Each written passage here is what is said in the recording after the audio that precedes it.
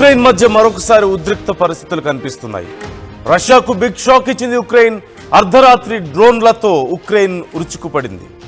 ఆయుధ నిల్వలే లక్ష్యంగా దాడులు చేసింది. డ్రోన్లతో సరిహద్దులోని 2 వంతెనలు ధ్వంసం చేసినట్లుగా తెలుస్తోంది. ఇటీవల ఉక్రెయిన్కు చెందిన నౌకను డ్రోన్తో పేల్చేసింది రష్యా. ఓవైపు చర్చలు జరుగుతున్న ఇలాంటి తరుణంలో ఇక అంతా సద్దుమణగబోతుందా అంటూ చర్చ జరుగుతున్న తరుణంలో ఇలా ఒకరి మీద ఒకరు తీవ్రమైనటువంటి భయంకరమైనటువంటి దాడులు చేసుకుంటున్న నేపథ్యంలో మరొకసారి ఉద్రిక్త పరిస్థితులు నెలకొనబోతున్నాయి. ఇవి కొన్ని అనుమానాలకు సైతం తావిస్తున్నాయి. అంటే ఇప్పుడు జరుగుతున్నటువంటి చర్చలకు ఏమాత్రం ఫలితం లేదా అనే చర్చ అనేటువంటి ఒక అనుమానం ఇక్కడ రేకెత్తుతుంది. ఇరు దేశాల మధ్య శాంతిని చేకూర్చుతాను అంటూ ప్రకటించిన ట్రంప్ ఇరు దేశాలతో మాట్లాడడాన్ని మనం చూస్తూనే ఉన్నాం. ఇప్పటికే రష్యా అధ్యక్షుడు పుతిన్తో భేటీ అయ్యాడు ట్రంప్. అలాగే ఇటు ఉక్రెయిన్తో కూడా భేటీ అయ్యాడు, జెలెన్స్కీతో కూడా మాట్లాడాడు. కానీ ఈలోపే ఇరు దేశాధినేతలు ఒకరి మీద ఒకరు మరొకసారి మాటల తూటాలు పేల్చుకోవడం, ఇరు దేశాలు మిజైల్స్ వర్షం కురిపించుకుంటుండడం ఇప్పుడు పెద్ద సంచలనంగా మారింది. మరొకసారి యుద్ధ వాతావరణాన్ని తలపిస్తోంది. ఇరు దేశాల మధ్య యుద్ధం తీవ్ర స్థాయికి చేరే పరిణామాలు మరొకసారి మళ్ళీ కనిపిస్తున్నాయి మనకి. మరి ఈ చర్చల ఫలితం ఏమైనట్లు? మొన్న చేసినటువంటి దాడి మనం చూసాం. ఒక ఉక్రెయిన్కు చెందినటువంటి నౌకను రష్యా డ్రోన్తో పేల్చివేసింది. ఇప్పుడు రష్యా మీద డ్రోన్లతో వీర్చుకుపడింది ఉక్రెయిన్. వరుసగా దాడులు చేస్తోంది. ఆయుధ నిల్వలే లక్ష్యంగా ఈ భారీ దాడులకు పాల్పడినట్లుగా తెలుస్తోంది. విజువల్స్లో మీరు చూస్తున్నారు. భారీగా ఎగిసి పడుతున్నటువంటి అగ్ని కీలలు మీకు కనిపిస్తున్నాయి. కిలోమీటర్ల కొద్దీ వినపడుతున్నటువంటి ఈ మిజైల్ సౌండ్స్ వినిపిస్తున్నాయి, బ్లాస్ట్ సౌండ్స్ వినిపిస్తున్నాయి. ప్రజలు భయాందోళనతో వణికిపోతున్నటువంటి పరిస్థితి కనిపిస్తోంది. ఇరు దేశాలు స్థాయిని దాటిపోయాయి ఒక రకంగా చెప్పాలంటే. స్క్రీన్లో మనం క్లియర్గా చూస్తున్నాం.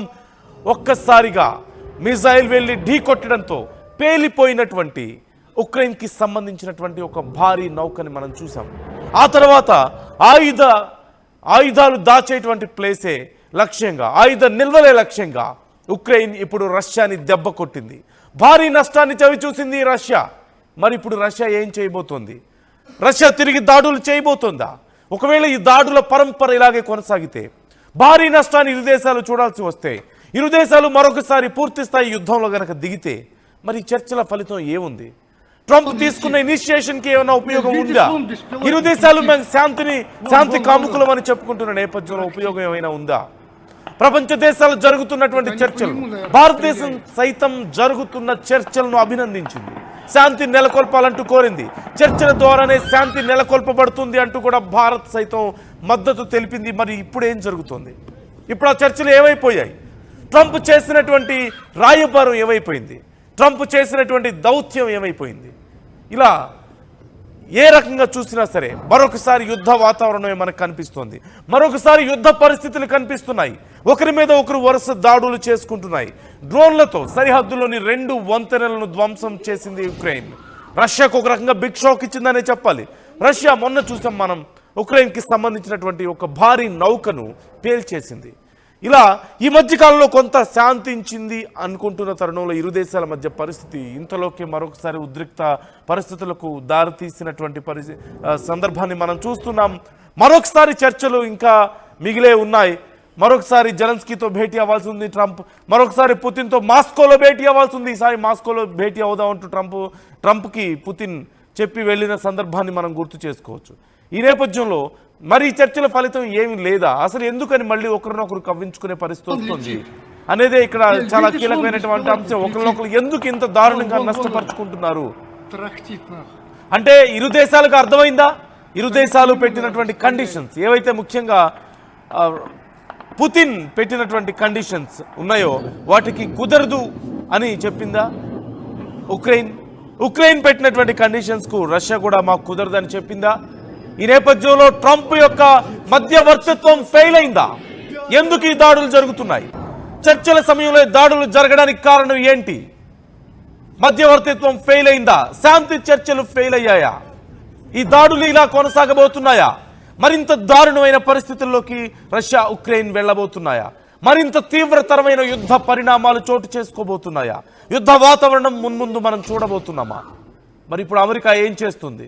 ఈ దాడులు ఒకరి మీద ఒకరు దాడులు చేసుకుంటున్న సమయంలో మరోవైపు ట్రంప్కి సీరియస్ ఇల్నెస్ ఉంది, ట్రంప్ ఒకవేళ చనిపోయి ఉండొచ్చు అంటూ కూడా సామాజిక మాధ్యమాల్లో పెద్ద ఎత్తున చర్చలు జరుగుతున్న సమయంలో, ఆయన హెల్త్ కండిషన్ గురించి అనేక అనుమానాలు వ్యక్తమవుతున్న సమయంలో, కొంతమంది ఇప్పటికే చనిపోయి ఉండొచ్చని, 4 రోజులుగా ట్రంప్ బయట కనిపించడం లేదు, చనిపోయాడేమో అంటూ కొంతమంది అంటుంటే, లేదు ఏదో హెల్త్ సమస్య ఉంది, అతను ట్రీట్మెంట్ తీసుకుంటున్నాడు అంటూ మరికొంతమంది, ఎక్కువ కాలం ట్రంప్ ఉండకపోవచ్చు అంటూ అనేక మంది అభిప్రాయాలు సోషల్ మీడియాలో మనం చూస్తూనే ఉన్నాం. చాలా మంది ప్రముఖులు దీని గురించి మాట్లాడుతున్నారు. ఇలాంటి తరుణంలో ఇప్పటికే జేడీ వ్యాన్స్ సైతం ప్రకటించారు, అవసరమైతే నేను బాధ్యతలు తీసుకోవడానికి సిద్ధంగా ఉన్నాను అంటూ. ఎందుకు ప్రకటించారు అనే చర్చ కూడా మనం చూసాం. అసలు ప్రకటించాల్సిన అవసరం ఏమొచ్చింది? ట్రంప్ నిజంగా అంతా బాగానే ఉంటే అలా ప్రకటిస్తారా ఎవరైనా? అధికారంలో ఉన్న వాళ్ళని ఆల్రెడీ ఉండగానే నేను ఆ అధికారాన్ని చేపట్టడానికి సిద్ధంగా ఉన్నానని ఎవరైనా ప్రకటిస్తారా? అనుమానంతో ప్రకటించారా, ఆల్రెడీ కన్ఫర్మ్ అయిందా అనే చర్చ ఓవైపు నడుస్తోంది. ఇలాంటి తరుణంలో మరి అమెరికా ఇనిషియేషన్ తీసుకొని, అమెరికా నేనే ఒక పెద్ద శాంతి దూతనని చెప్పుకొని ట్రంప్, నాకు ప్రపంచ నోబెల్ శాంతి బహుమతి కావాలి అని చెప్పుకున్నటువంటి ట్రంప్ మరి ఇప్పుడు ఏం చేయబోతున్నారు? అసలు ట్రంప్ ఏమైంది? ట్రంప్ ఓ పక్క బయటికి రావడం లేదు, మరో పక్క రష్యా ఉక్రెయిన్ మధ్య యుద్ధం తీవ్రతరం అవుతోంది.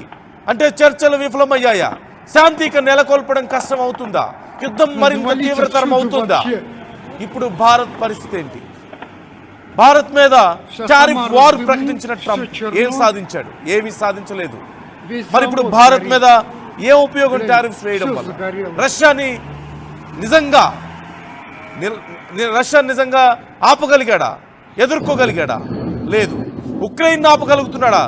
ఉక్రెయిన్ ఒక రకంగా చెప్పాలంటే అమెరికా సత్తా చూసుకుని, అమెరికా సపోర్ట్ చూసుకుని ఇలా వ్యవహరిస్తుంది కదా. అమెరికా ఇచ్చినటువంటి ఆయుధాలను ఉపయోగించే ఉక్రెయిన్ ఇంత భయంకర దాడులకు పాల్పడుతుంది కదా. రష్యా లాంటి దేశాలను ఎదిరించడానికి సంసిద్ధం అవుతుంది కదా. మరి ఇలాంటి పరిస్థితులు ఇప్పుడు ఏం చేయబోతున్నారు అనేది ఇక్కడ కీలకమైనటువంటి అంశం. ఈ నేపథ్యంలో ఏం జరగబోతుందనే ఉత్కంఠ అందరిలోనూ నెలకొంది. ఓవైపు ట్రంప్కి ఏమైందో అనేటువంటి భయం అందరిలోనూ కనిపిస్తోంది. ఎన్నో అనుమానాలు, ఎన్నో రకాల వదంతులు ట్రంప్ హెల్త్ విషయంలో. ట్రంప్ ఇప్పటికే మరణించారని కొంతమంది మాట్లాడుతున్నారు. లేదు, ట్రీట్మెంట్ తీసుకుంటున్నారు, ఆయనకి సివియర్ హెల్త్ కండిషన్ ఉంది అని చెప్పి మరికొంతమంది మాట్లాడుతున్నారు. అతి త్వరలో ట్రంప్ ఇక ఉండరు మనకి అని మరికొంతమంది మాట్లాడుతున్నారు.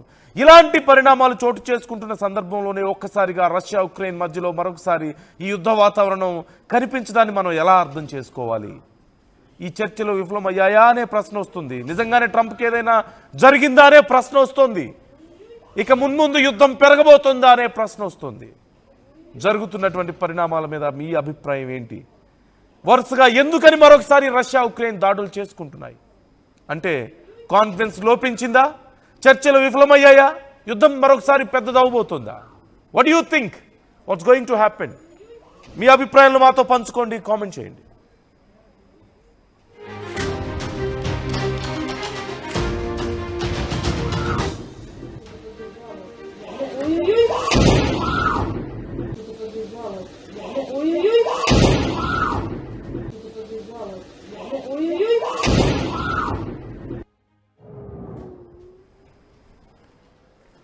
ఖచ్చితంగా అతి త్వరలో ఏదో జరగబోతుంది, ఏదో ఒక పెద్ద సంచలనం జరగబోతుంది.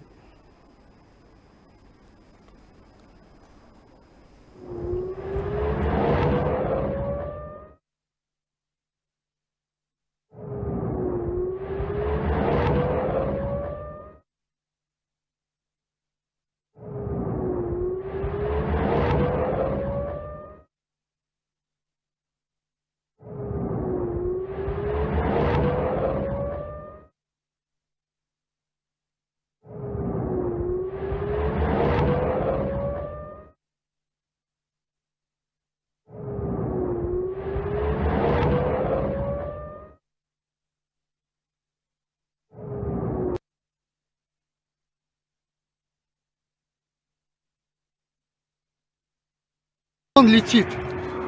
Эль, видишь, вон беспилотник летит. Вон он трахтит нахуй. Это они по нему, наверное, стреляют. Надо валить отсюда вообще.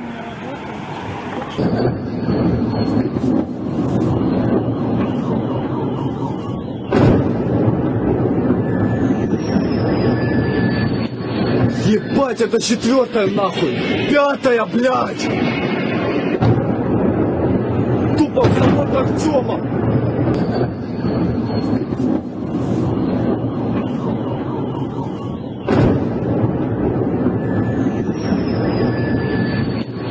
Ебать, это 4-я!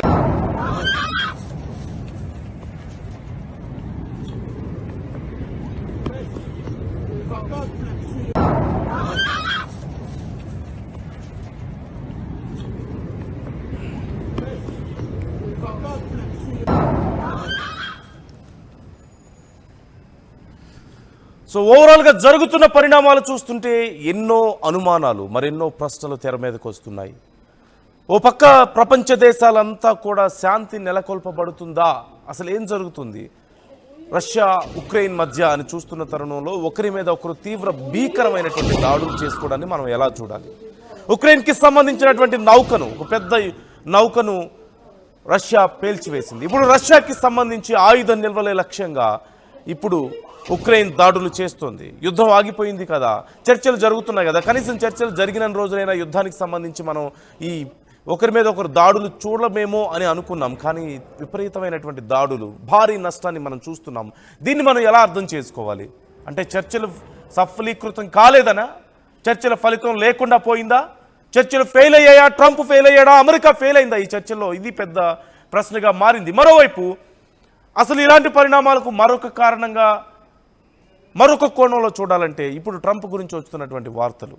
ఒక పక్క జైడీ వ్యాన్స్ ప్రకటించాడు, నేను అవసరమైతే అక్కడ ఉన్నటువంటి పగ్గాలు చేపట్టడానికి సిద్ధంగా ఉన్నాను, నేను సిద్ధంగా ఉన్నాను ఆ పనులు చక్కబెట్టడానికి ఒకవేళ అంటూ మాట్లాడాడు.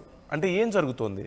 ఓ పక్క ట్రంప్కి సంబంధించిన హెల్త్ కండిషన్ గురించి పెద్ద ఎత్తున చర్చ జరుగుతోంది. ట్రంప్కి ఏదో అయిందని, అసలు ఆయన లేరని, లేదంటే మరికొన్ని రోజుల్లో ఆయన మనకు దూరం అవుతారని రకరకాల చర్చలు నడుస్తున్న తరుణంలో చాలా సీరియస్గా ఉంది ట్రంప్ అంటూ ఓ పక్క చర్చలు జరుగుతున్నాయి.